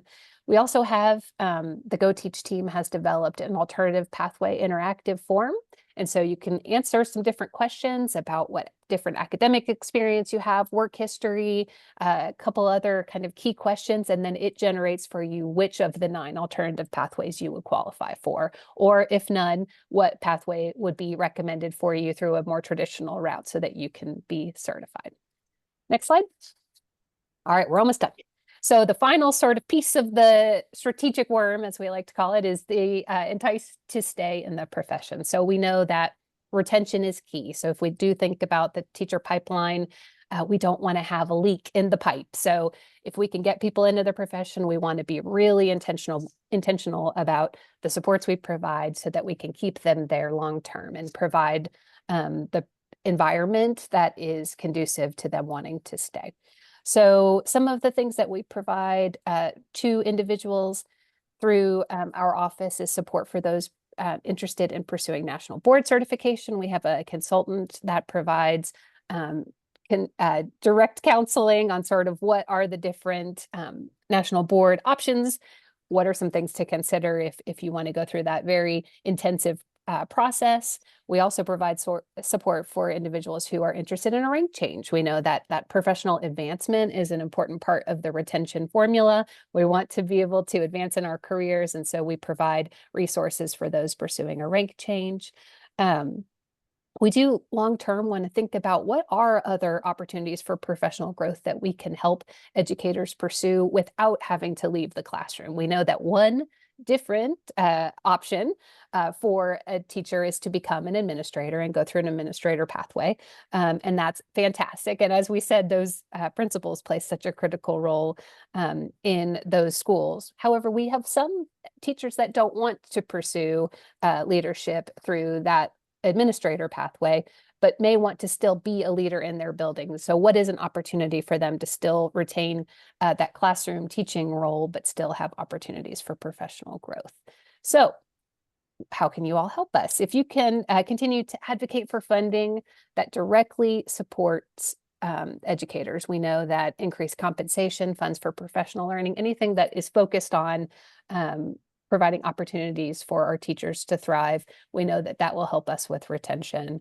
And then if we could advocate for any funding that supports efforts to improve school culture and climate, we know that one of the factors that is often pointed to for teachers who choose to leave the profession is stress associated with the role, and they have expressed a feeling of burnout. And we know that if we can mitigate those feelings of burnout and do something to sort of change the tide a bit and help improve the environment, then we have a better chance of keeping them in the classroom.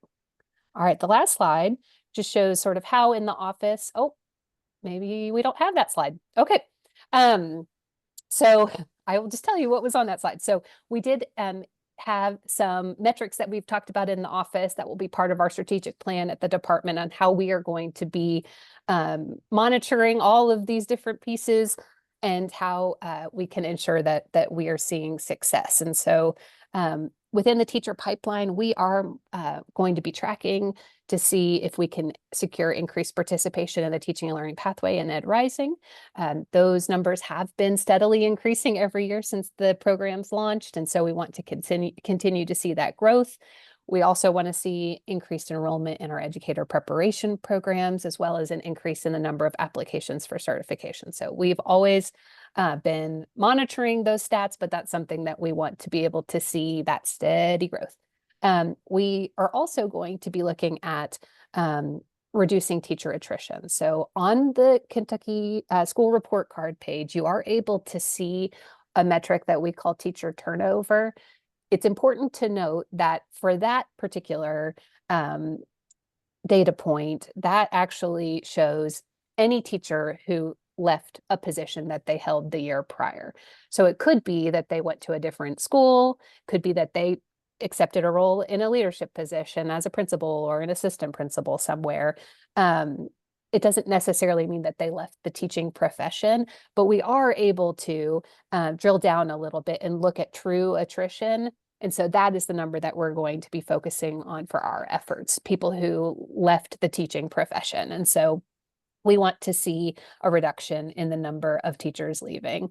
And then finally, we are going to be hopefully able to focus on some improvements in the percent favorable scores on that Impact Kentucky Working Condition Survey in some of the constructs like school climate. So we'd love to be able to see that our teachers are reporting that those climates are more conducive to their long-term health and happiness. And so we want to be sure that our teachers feel supported and that they are respected and appreciated. So we will continue to keep a kind of big picture eye on those working condition surveys that are administered every other year. So we won't have another administration of the impact survey until 2026. And so again, this year is really focused on providing support for using the data that we have right now from the last administration of the survey. So I think, Amanda, the takeaway is there are a lot of things going on around teacher recruitment and retention, hopefully, but we have lots of exciting plans underway, things that we look forward to in the future, but would love to hear from the group any questions that you may have, ideas, thoughts on something we may be missing as part of this sort of strategic plan. So opening the floor to anyone who has a comment. Any questions or comments? Please feel free to use the chat. I apologize that we fell off there for a second. Our entire building lost internet for a moment. So please feel free to unmute or add. Dr. Brewer, just good information. Thank you. And thank you for coming. I'm really interested in the renewed website, I'll say, for EPSB. Can you give us just a minute or two of the kind of hints we can expect? That excited me, as you could probably guess. But could you give us a hint about what we could expect? Sure. So me as well, Dr. Thompson. I think we're all excited about having a little more streamlined website. So that's sort of the vision. Because we are going to use Go Teach KY as the web address to direct people to as part of the campaign, we've talked about with the team at the department that when people go to the main homepage, we want to obviously have information that people are going to who maybe are looking for a particular resource, but then the rest of that sort of homepage will be dedicated to why teach. And so we'll have some resources on there specific to why someone should consider becoming a teacher in Kentucky. But the plan that we have for kind of the resources is to have everything organized into sort of 4 big buckets, because we know that right now trying to navigate the website is really tricky. So I don't want to share, we have a mock-up. I don't want to share it yet because I know that it is not accessible and it will not at all look like the actual page once it launches. So I don't want to mislead anyone, but just to answer your question, I will tell you sort of what my idea is for what those 4 buckets will be. So we'll have a grow your own bucket, and that's going to be where we'll have all the information about the teaching and learning pathway, the Educators Rising, student organization, and our specific supports around recruitment and retention. So that will be really the Go Teach recruitment side. Then we'll have a subpage that has all things educator preparation. So that's going to be where our EPP faculty members and our student candidates could go to have information around approved ed prep programs, around field placements and student teaching, anything around educator prep supports. Then we'll have kind of the big kahuna will be our certification subpages. And so that's where we'll have step-by-step guides to the certification process and information around renewing your certificate, applying for your initial certificate, adding on additional endorsements. And then we'll have a section around professional growth, which is where all of our information around national board, rank advancement, principal prep, all of those opportunities to advance your career will be kind of housed within there. So we'll have subpages off of that, but on the homepage, when you go there, you'll have kind of 4 sort of subpages where hopefully everything will be very logically organized and you can find what you're looking for. And then we'll have the rest of that kind of homepage hopefully be so interactive and exciting that everyone who goes there wants to become a teacher. That's the hope. Meredith, you had I'm sorry, Dr. Thompson, were you going to say something else? Just thank you. No, that's it. Great. Yeah. So Meredith, there is a question from Dr. Gregory. He just said, is there an effort to recruit or encourage non-traditional potential candidates to include GED completers, veterans, etc.? So the alternative pathways that we have now, as I mentioned, we have 9. Several of the individuals that you mentioned in that question would qualify for one of the pathways that we have. So we do have option 5, which is for veterans specifically. And we did have a consultant whose primary job was supporting veterans who just retired, Norma, after over 30 years at the department. But we do have staff members who are able to address questions from veterans about how to secure their certificate. And then as far as GED, so option 9 is for individuals who are currently employed at a district or are able to be employed at a district in a classified position.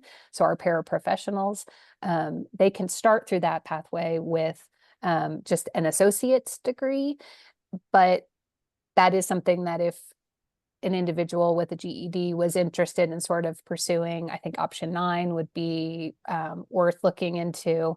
And then we do have the registered apprenticeship opportunities that Dr. Hargis could speak to a bit more, but that certainly opens the door for opportunities for non-traditional students. So there's a student apprenticeship option in high school, but then there's also one for adults that would have, I think, a great opportunity for an individual to sort of find the right pathway for them. Any other questions for Meredith? You will get the, oh, I'm sorry, Lieutenant Governor, you had your hand raised. My apologies. We can't hear you. Oh, there you go. Say it again. I think your sound just kicked in. Can you hear me? Now Yes. yes. Okay. So I don't have a question, but I was going to tell you and folks on this meeting that we were one of 6 states chosen for the National Governors Association work on youth mental health. The last piece of that work that we're doing, and we're partnering with the Department of Education and some folks in CHSS. The last piece of that work is on teacher mental health, and so we're actually going to be doing something very similar to the student mental health initiative from the teacher perspective, both for teacher well-being, but also for retention. And so part of that is going to be diving into that TEL data and really utilizing a lot of feedback from teachers across the state. So I am happy to share that with you guys once we get that work done. It'll take a little bit, but we're going to start it here probably early spring. So just so you know, that's coming. That's fantastic. Thank you. Much needed. Yes, thank you for that connection, Lieutenant Governor. That was what I was thinking about as well. And when we had talked earlier about the importance of that with the mental health of our teachers and their well-being and their work environment is huge. We will share these slides, and Meredith, I'm sure there are going to be more questions that come along. I know we've done whole group today, guys, and normally we break out for a little more discussion time, but there are new things we needed to get in front of you to help us prioritize. The last thing we're going to wrap up with is futurity. And we just want to give you a really brief update on where we are. We sent out the save the date for February 4th in the Capitol Rotunda. I hope that you're able to come. It's at 10 o'clock. We will not probably keep you a whole hour. It will be direct and succinct, but we definitely love to see you there, and have just been really excited about this progress. So Jessica, I'm going to let you share. Yeah. And so basically, we're just going to briefly go through accelerating educational attainment and workforce participation rates with futurity. And that's where we want to get to, is the full scope. So you can go on to the next slide. Thank you, Amanda. Well, we are really excited about futurity this week because we are getting ever so much closer to our formal launch, which Amanda mentioned is on February 4th. But this week we actually moved from our test site where we have been since we have been creating the site over to futurity.org. Our new data set has been implemented, so we have very inclusive data that includes about 700 careers. It includes all Kentucky colleges and universities, including private colleges. We have integrated all of the students' right to know data that is already in KYSAT's student right to know report. So there's lots of information about cost of college. There's great integration with finding out what majors and what pathways are offered by which schools in the state. And we are tweaking the final pages of the site and getting ready for that launch. We are hoping to have some posters ready for distribution at that event. So those posters will be on the walls of schools and government buildings all over the state, hopefully in the next few months, and really get people excited about the hundreds and hundreds of great job opportunities and career pathways that Kentucky has to offer. one of the things I wanted to update you on that wasn't in the presentation last time is I did some work with the Kentucky Workforce Innovation Board and their new 5 high demand industry sectors, and we have added a whole section on the website that deals with those new 5 high demand jobs. So as Meredith was talking about Go Teach, I think one really cool thing we could do is integrate some of the Go Teach content and web pages and links to some of that really innovative work that's going on at KDE into this Futurity site. So really excited to kind of talk to Meredith and her team about how we can move that forward, even if it's just adding a few links to Futurity before the site launch, I mean. So if you go to the QR code that's up on the screen here or just futurity.org, you can kind of look around and see what we have going on before launch. But I wanted to take just a couple of minutes. I know we're running out of time here. But I did want to kind of touch on the importance of our marketing strategies for Futurity, because ultimately we want to reach probably a little more than 1 million Kentuckians with this tool that can be beneficial for everybody, whether it is an adult who might be unhappy in their career and wants to go back to school and try something new, all the way down to middle schoolers. So we really want to kind of work on our marketing strategies in 2 different ways. One is reaching Kentuckians through public services such as high schools, career centers, our adult education offices, and KIA. But we also know that there are, hundreds of thousands of Kentuckians who are not touching those services right now. So we will be trying to engage those folks through some digital marketing campaigns. Amanda earlier mentioned that we have a small grant from the Nash Catalyst Fund that we will be working on getting some digital marketing up in the next month. So that will be targeted at those adults without credentials. And we will really kind of be focusing on just the education element of what it takes to get to those jobs that are really in demand right now in Kentucky. Here's a few kind of concepts. We're not totally done with these yet, but I wanted to share and get your all's ideas on our advertising strategy. We're really trying to focus on talking about how this is a Kentucky specific website meant to help people, from that continuum perspective of starting with the K-12 network and going all the way up into the workforce. Here are a few kind of really cool animated ads we have going. And then on the next slide, we have just kind of some digital media concepts. So like, imagine if you are on a website like the Herald Leader, for example. You might see an ad that is really targeted to you, like the last thing you talked about, with a friend, for example. Everybody has come across this with, social media lately, but if somebody has talked about possibly looking for a new job or going back to school, they might be targeted with some ads like this. So, we are hoping to kind of get that strategy rolling within the next month or so. But hopefully these kind of messages will resonate with people and make them want to click on and engage with Futurity. Here's a few social media concepts. This one really kind of highlights the high demand careers for the education sector. We are planning to target both Instagram and LinkedIn for where we will do the majority of our social media content. But this is just kind of an idea to give you some insight into how we might be kind of trying to draw people into Futurity from the social media channels. And then finally, I will turn that back over to Amanda to talk a little bit about our launch date. But here's the information if you haven't already seen it in your email. And with that, I will pause and ask if you have any questions or comments on this exciting new website.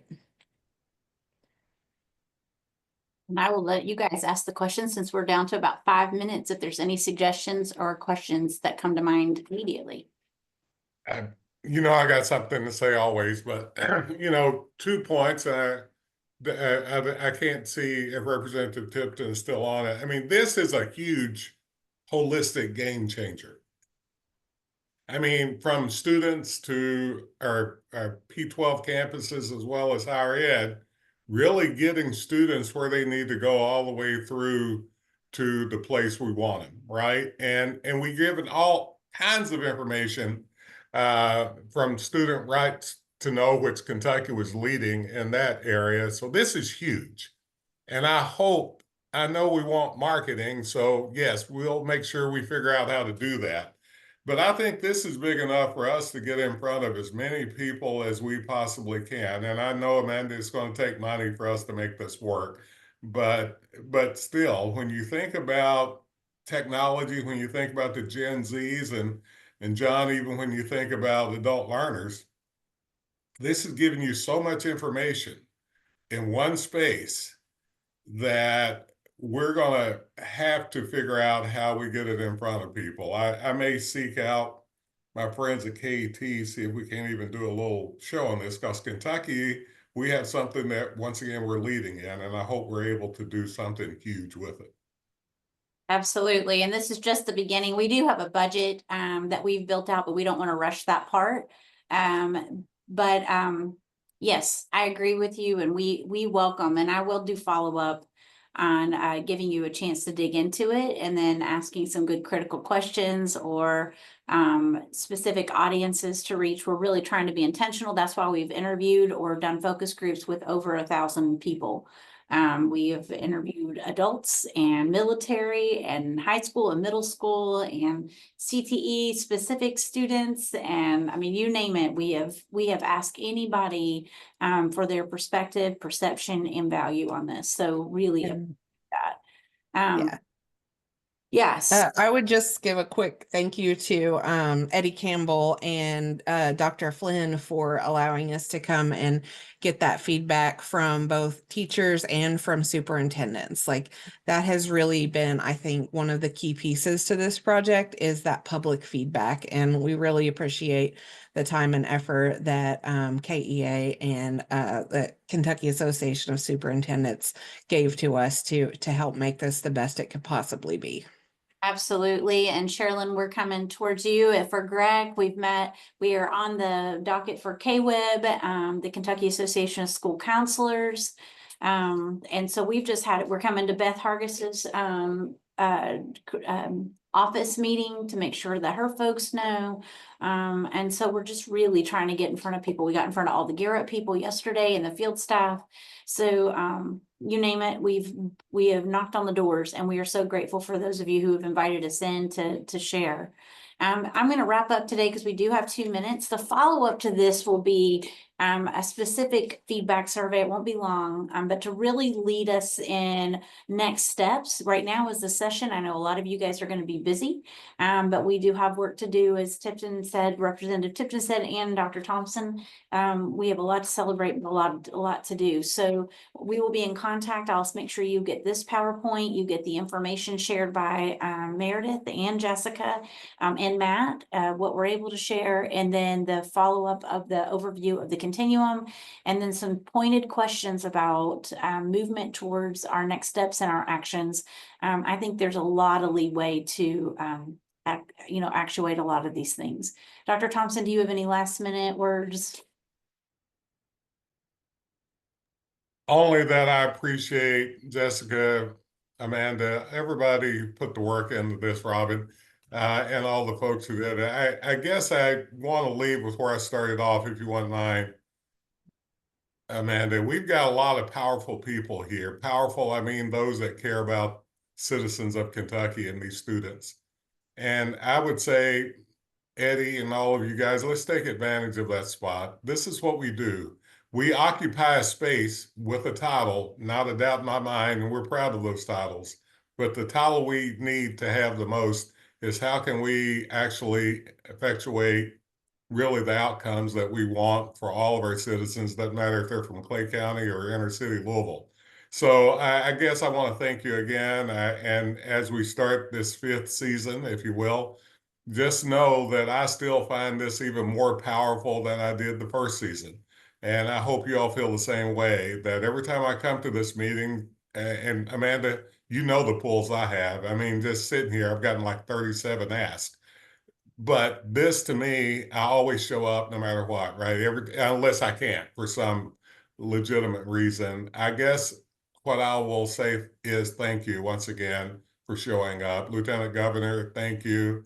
Representative Tipton, all of you folks who I know you're being pulled in a million directions, just thank you. And look forward to this year. Thank you, everyone. Have a great afternoon, and I will not consume any more of your time. We'll see you in April, and we'll be in touch soon. Thank you.